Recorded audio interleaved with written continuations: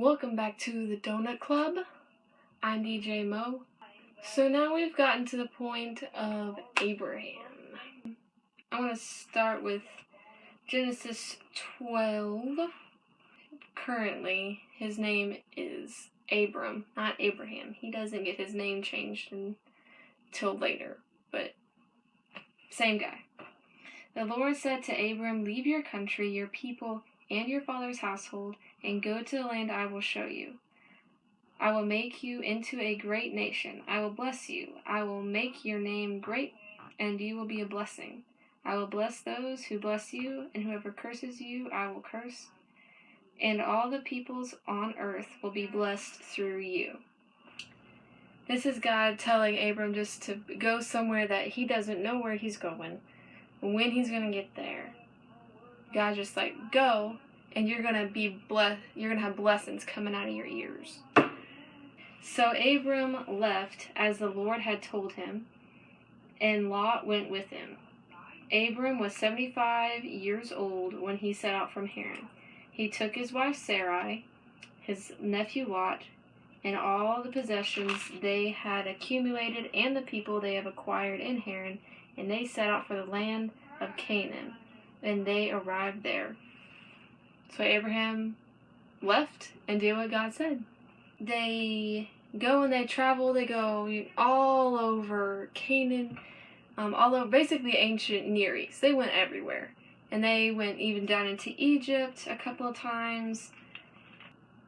Eventually it got to the point where God blessed Abraham so much that Lot's shepherds were arguing over fields and sheep and stuff with Abram's shepherds.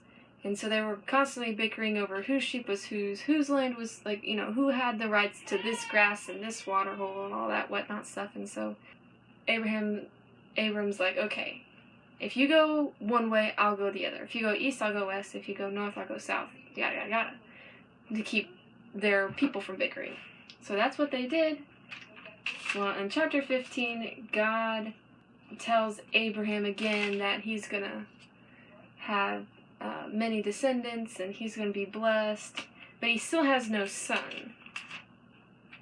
And then you have the whole Hagar-Ishmael thing, which is a lot, so we're skipping. And then in 17, God is like, okay, Ishmael was not the promised son I was talking to you about, because you are going to have a son from Sarah, who by the time chapter 18 rolls around, she's 90 and Abraham's 100, and they have no kids together. Like, they were never able to have kids. And Abraham was like, by this time Abraham's name has been changed to Abraham, and Sarah is now Sarah. Makes it easier to say their names. So they laugh, like, are you serious? How are we supposed to have a kid and we're this old? And God's like, please, I can do what I want. Then we come to chapter 21. Now the Lord was gracious to Sarah, as he had said, and the Lord did for Sarah what he had promised. Sarah became pregnant and bore a son to Abraham in his old age, at the very time God had promised him.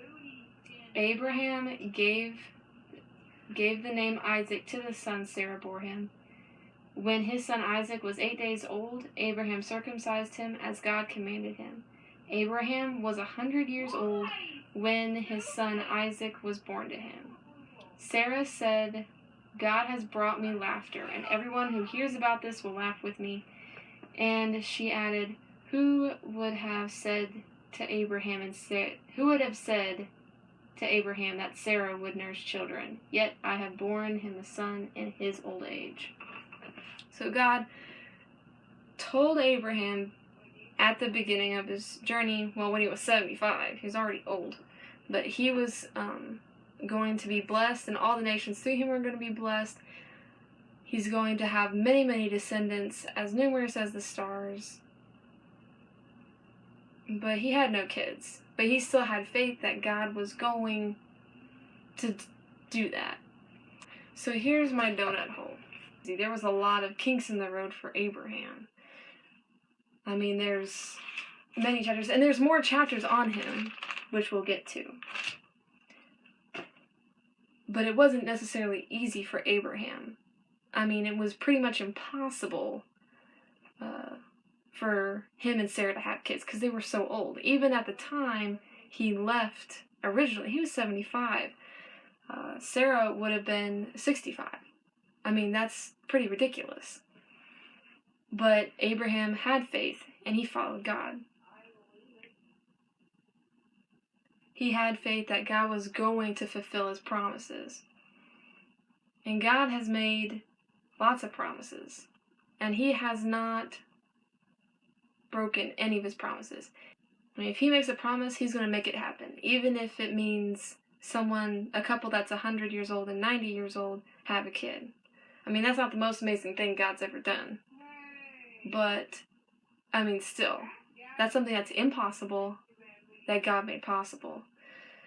So even if you're going through a hard time or a rough time, have faith, follow God, because he will bring you through it. Because he is with you in it. He is taking you through it. That's all for the Donut Club today. So until next time, go eat a donut.